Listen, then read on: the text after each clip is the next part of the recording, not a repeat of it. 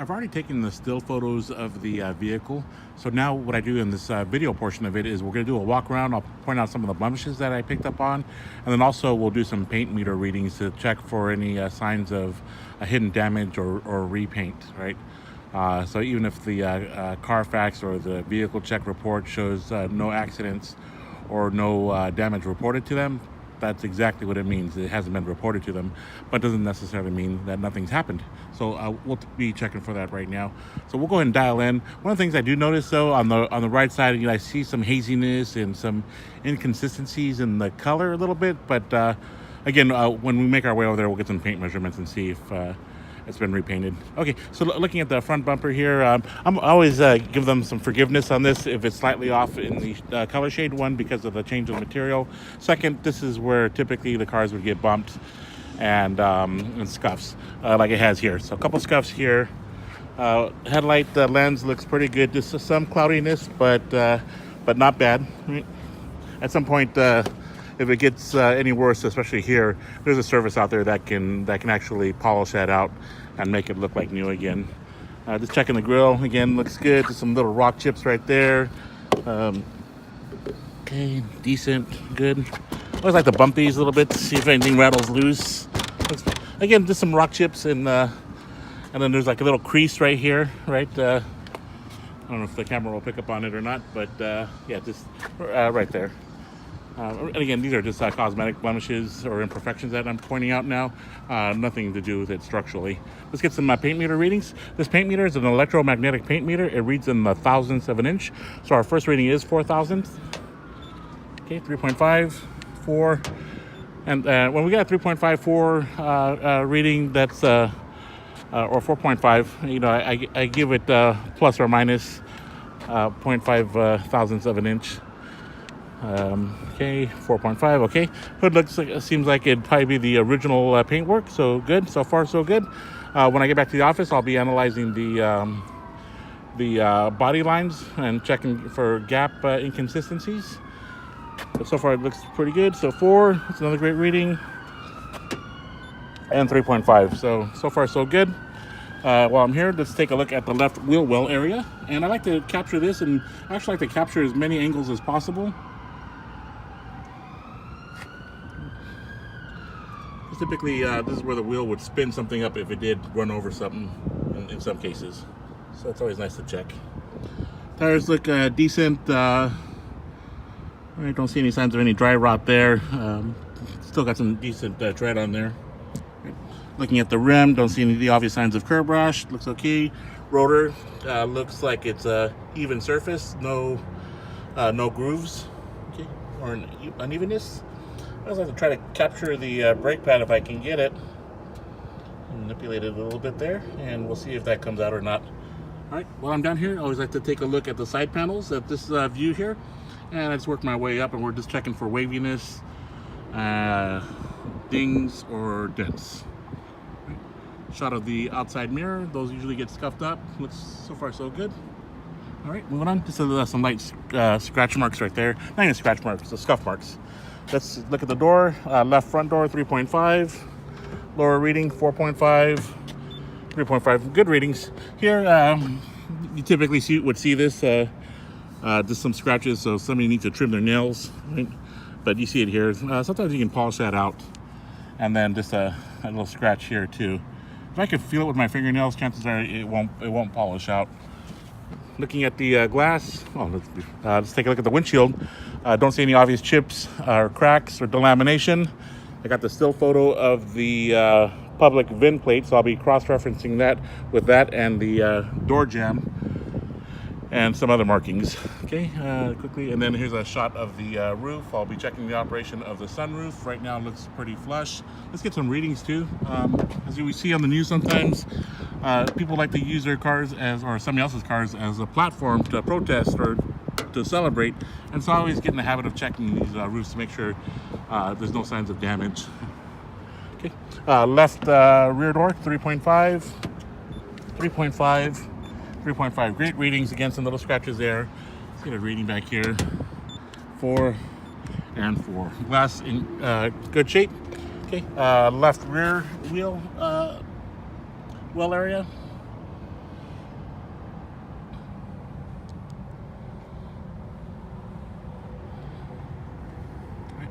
And then looking at the tires and the wheels.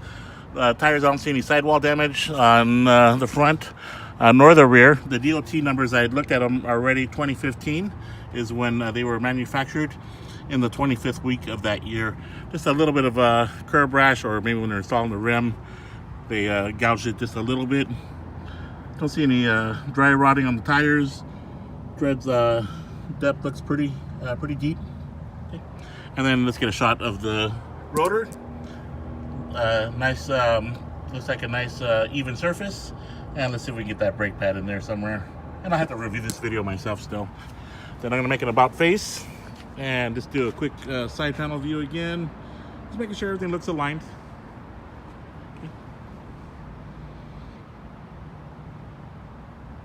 Alright, so far so good. Looking at the rear bumper area, lens nicely secured. Okay, nothing coming loose. Glass looks good. Another view of the roof.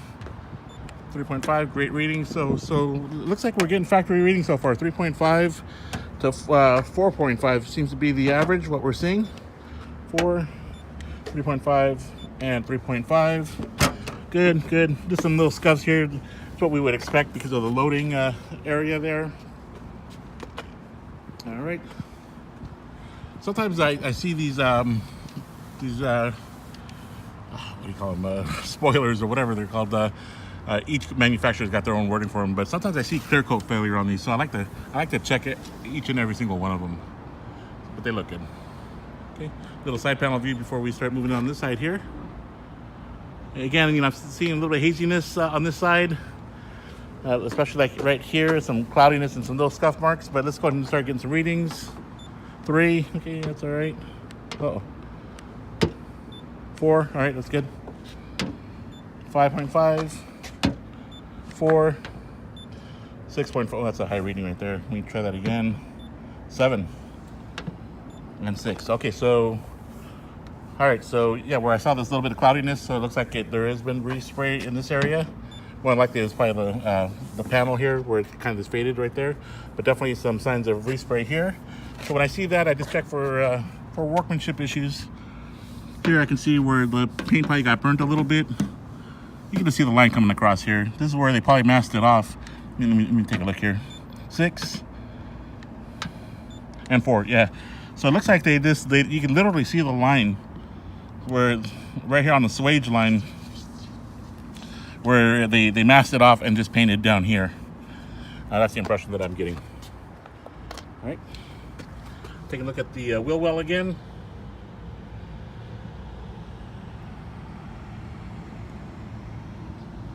And looking at the tires, 2015 on these as well, as far as the production date, the DOT. Rims look decent. Let's get a shot of the brake pad. Might be a little too close there. And moving on. Let's get the door readings. Just some scratches and scuffs there again. 3.5, 3.5, 4, 4, 4, 4. Good readings there. Right front door, 5. 5, okay, trying to get those high readings again. 6, 5.5, 6, 6, 6, 6.5, and 6.5. So possibly some going a little respray here on the right door. Outside mirror looks decent. Let's get the right front fender. Ooh, 11.5. That's a huge number now. 11.5. Okay, this reading of 19.7. When I get that reading, we're no longer looking at paint against metal. Now it's Bondo or body filler use. So when I get those type of readings, I like to run my hands across the panels. And what I'm checking for is smoothness or waviness more than anything, right? Any type of workmanship issues. So 19, 15, yeah, so monster numbers here. So yeah, definitely the right front fender. Been worked big time. Right, looking at the wheel well area.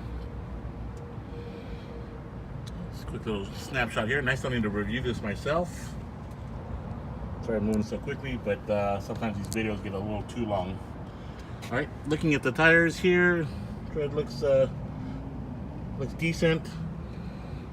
Just a little bit of weathering on the treads there, but still a tire. This one's get a reading here. Sorry about the pause there. Yeah, 2015, so it's still not a really old tire. Okay, and then this quick shot of the brake pad. And oh, I forgot to get the roof readings on this side here. Try not to miss anything. 3 thousandths of an inch, 3.5, and 3.5. All right. Here's another video of just some of the paint imperfections. This time with a sunlight not so direct. So, you know, we got the high readings here on the fender here, but you can see all the cracks in the paint, right? And then some blistering as well. That's pretty obvious. Here at this view is where you can start seeing some of the blistering. So I'll try to manipulate the camera a little bit, so hopefully it will show up.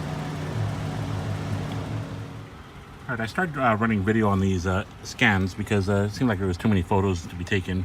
Just find a good spot where there's not too much of a glare. All right, so engine and ECT pass, no issues there. Cruise control pass. ABS, there's a fault in there, so we're gonna go back there and take a deeper look. Tire pressure monitor, EMPS, all pass. Okay, moving on to 6 and beyond. So let's go up a little bit. 6, air conditioner is a fault in there, so we'll take a look. Airbag pass, main body, no faults in there. Back door pass, door motor good. Sliding roof good. 12 combination meter good. The entry and start pass good. 14 occupant detection good.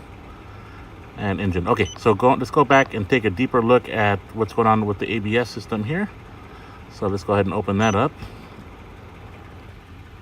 Okay, read codes.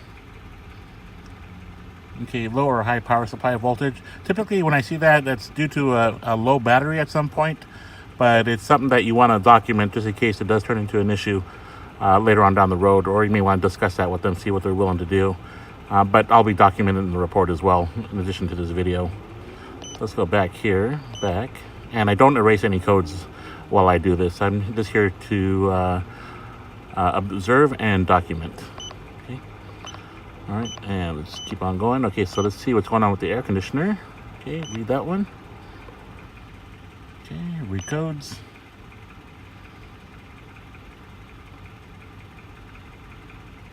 All right, solar circuit, passenger side, and sensor circuit, passenger side. So a couple of things going on here, and it's showing that it's current. And they got the fault codes right there. So I'll be looking those up, and I'll decode that for you. So that's B1421 and B1424. All right, so it's a good thing we did the scan. Hopefully it's nothing, but if it is, it's something that you can definitely discuss with them. Okay, let's just double check. I think it was just the 2 faults. Yep. All right, moving on.